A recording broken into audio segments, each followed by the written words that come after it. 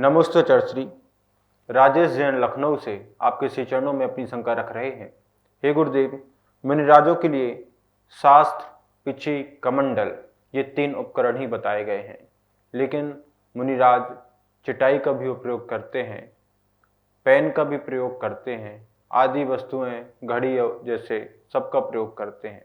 तो क्या इसमें मुनिराज को परिग्रह का दोष लगेगा क्या? कृपया मेरी शंका का समाधान करें। नमोस्तु चर्श्री। मुनिराज के पास पिच्छी और कमंडल ये तो अवश्य ही होते हैं और शास्त्र आदि भी पढ़ने के लिए उन्हें कदाचित प्राप्ति हो जाती करती है।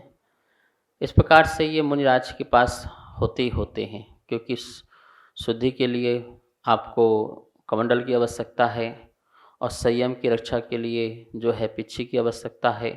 ज्ञान दान के लिए शास्त्र की ज़रूरत है।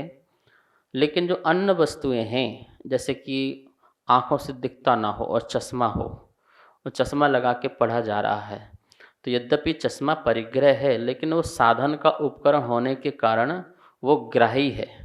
ऐसा नहीं कि चश्मा ले लिया रख लिया तो वो परिग्रही हो गए मुनिराज।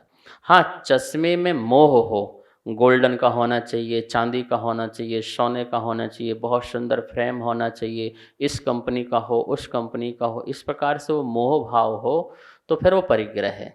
लेकिन यदि नॉर्मल है और मात्र हमें क्या मतलब ये इसकी ब्रांडेड हो, हमें तो बस ये है कि मिल जाए और हम जिनवाणी का स्वाध्याय कर लें, प्रतिक्रमण कर लें, पढ़ लें, उपयोग सही रखें, इस उद्देश्य से, तो फिर वो परिग्रह नहीं है। ऐसे ही पेन, ऐसे ही कॉपी और ऐसे ही पुस्तक रखने वाले बैग आदि।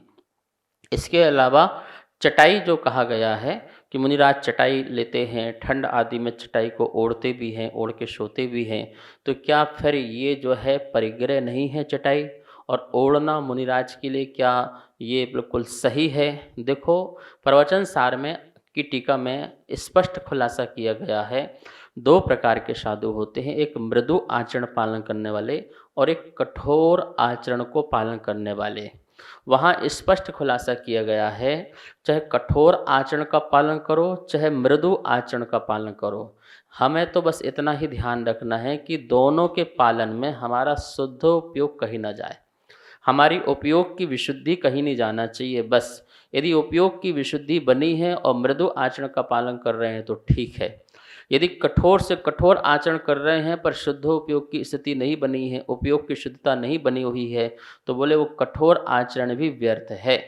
कठोर आचरण से वहाँ कहा गया है, कठोर आचरण से अपनी आयु का क्षय करके, मरण करके, देव पर्याय को प्राप्त होकर के असंयमी बन गए। इससे अच्छा है मृदु आचरण का पालन करके संयमी बने रहोगे ज़्यादा दिन तक, तो आप कर्म की निर्जरा कर करके मोक्ष को प्राप्त हो जाओगे। यह बात उसमें लिखी हुई है और आपको पढ़ना चाहिए, उसकी चूलिका है, आप देखेंगे तो आपको बहुत अच्छा लगेगा कि हमारे आचार्यों ने और हमारे टीकाकारों ने कितना सुंदर तरीके से विवेचन किया है। इसलिए जो संगननहीन साधु होते हैं, जो कोमल वाले साधु होते हैं, मनोज्ञ होते हैं, उनके लिए अभी जो है कठोर साधना नहीं है, स्थिर हैं, धर्मशालाओं में रहते हैं, शून्यागार में रहते हैं, और क्या बोलते हैं कि जो घर छोड़े गए हैं उनमें रहते हैं, आवास में रहते हैं, बसतिका में, नशिया में, ऐसे स्थानों में रह कर के तीर्थ यात्राओं में यात्रा करने के लिए तीर्थ यात्राओं में रहते हैं आदि, ऐसे स्थान में रहकर अपना जीवन यापन करते हैं। ऐसे मुनिराज मृदु आचरण का पालन करते हुए, जो तिनके आदि से बनी हुई है, घास आदि से बनी होती है, और जो उसमें वस्त्र नहीं होता है, जिसमें कपास आदि नहीं होता है, ऐसे साधनों का उपयोग करके अपनी संघननहीन शक्ति को बचाते हैं। क्योंकि यदि वो ठंड बैठ गई और बीमार हो गए तो मुनि धर्म भी चला जाएगा उनसे, और जब मुनि धर्म चला गया तो सब कुछ चला गया, बचा क्या उनके पास।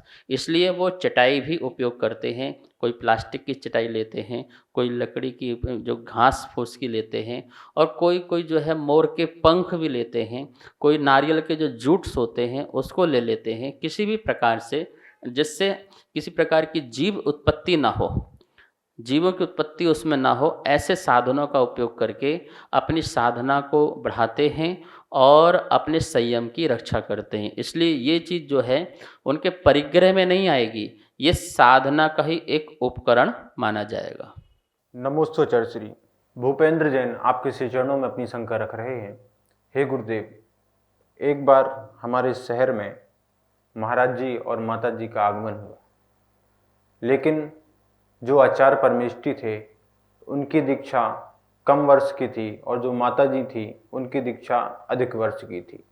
लेकिन माता जी अपने मान अभिमान में आकर के ना तो साधु आचार्य परमेष्ठी को नमोस्तु कर रही थी और ना ही उनकी विनय भाव रख रही थी।